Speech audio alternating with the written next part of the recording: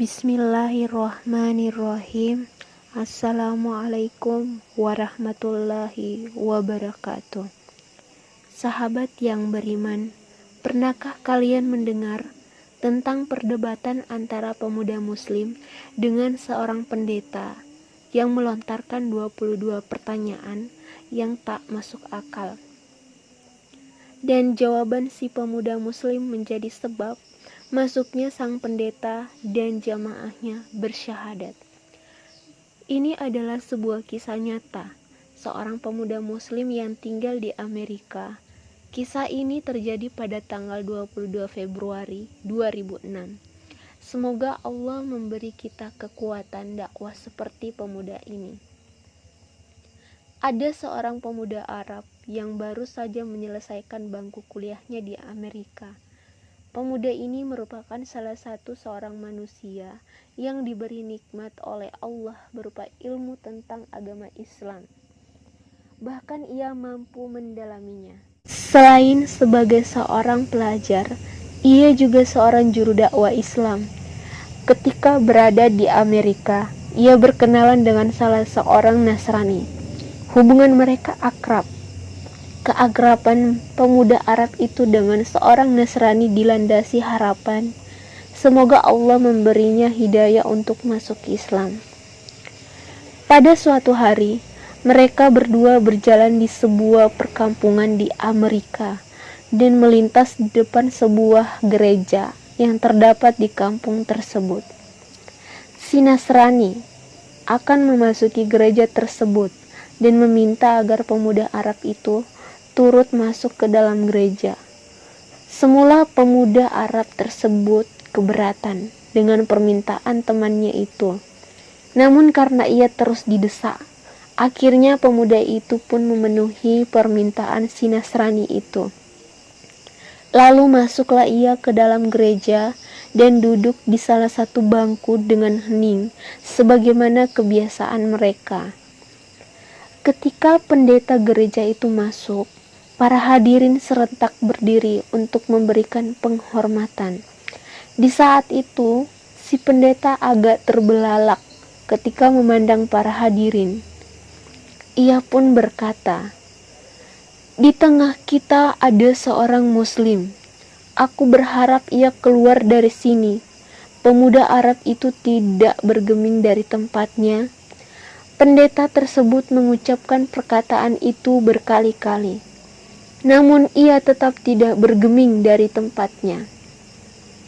Hingga akhirnya pendeta itu berkata, "Aku minta ia keluar dari sini dan aku menjamin keselamatannya." Barulah pemuda Arab itu beranjak keluar. Di ambang pintu, ia bertanya kepada si pendeta, "Bagaimana Anda tahu bahwa saya seorang muslim?" Pendeta itu menjawab, "Dari tanda yang terdapat di wajahmu." Kemudian ia hendak beranjak keluar, namun si pendeta itu ingin memanfaatkan keberadaan pemuda ini, yaitu dengan mengajukan beberapa pertanyaan. Tujuannya adalah untuk memojokkan dan mempermalukan pemuda tersebut, sekaligus mengkokohkan agama dan gerejanya. Si pendeta berkata, "Aku akan membiarkan Anda keluar dari tempat suci ini setelah aku mengajukan kepada Anda 22 pertanyaan dan Anda harus menjawabnya dengan tepat." Sang pemuda Arab tersebut tersenyum dan berkata, "Silahkan." Sang pendeta pun mulai bertanya dengan pertanyaan yang tidak masuk akal.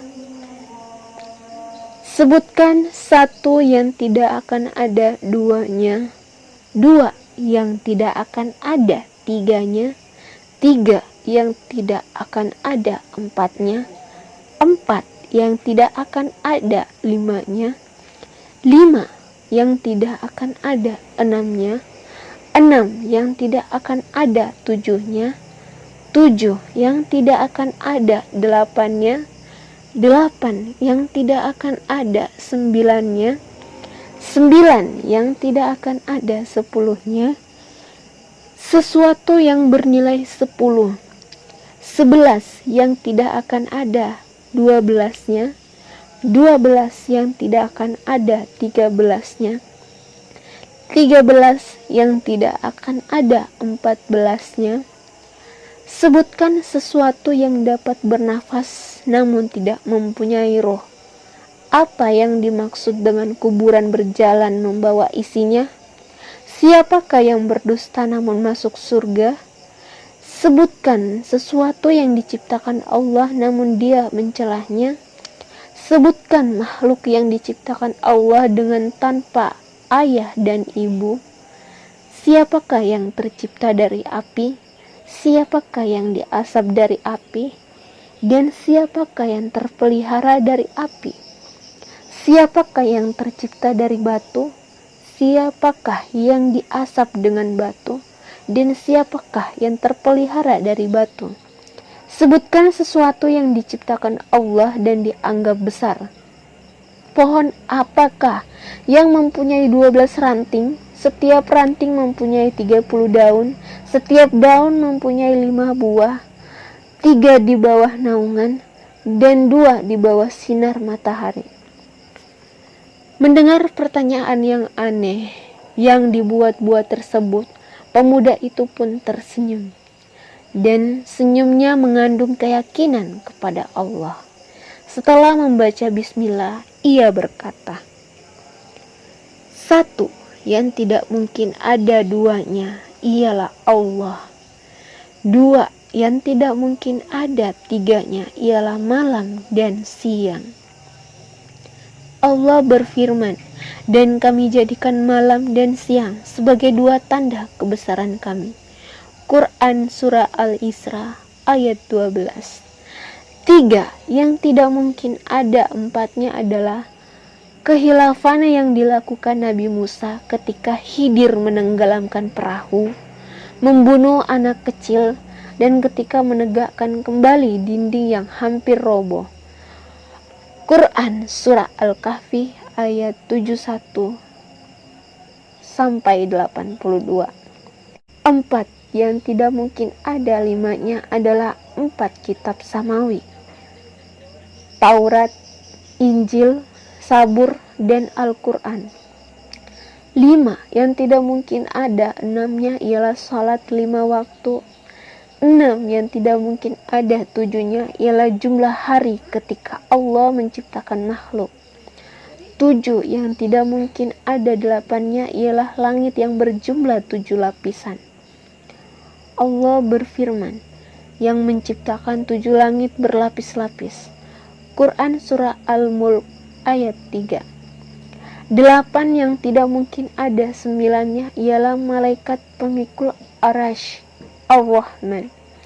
Allah berfirman, dan malaikat-malaikat berada di penjuru-penjuru langit, dan pada hari itu 8 malaikat menjunjung aras Rabb-Mu di atas kepala mereka. Quran Surah Al-Haqqah ayat 17. 9 yang tidak ada 10-nya adalah mukjizat yang diberikan kepada Nabi Musa alaihissalam. Tongkat, tangan yang bercahaya, angin topan, musim paceklik, katak, darah, kutu, dan belalang. Suatu yang tidak lebih dari 10 adalah kebaikan Allah Subhanahu wa Ta'ala. Allah Subhanahu wa Ta'ala berfirman, barang siapa yang berbuat kebaikan, maka untuknya 10 kebaikan. Quran Surah Al-An'am ayat 160. 11 yang tiada 12-nya adalah saudara-saudara Nabi Yusuf alaihissalam. 12 yang tiada 13-nya adalah mukjizat Nabi Musa yang terdapat dalam firman Allah. Dan ingatlah ketika Musa memohon air untuk kaumnya, lalu kami berfirman, pukullah batu itu dengan tongkatmu, lalu memancarlah dari pancarannya 12 mata air.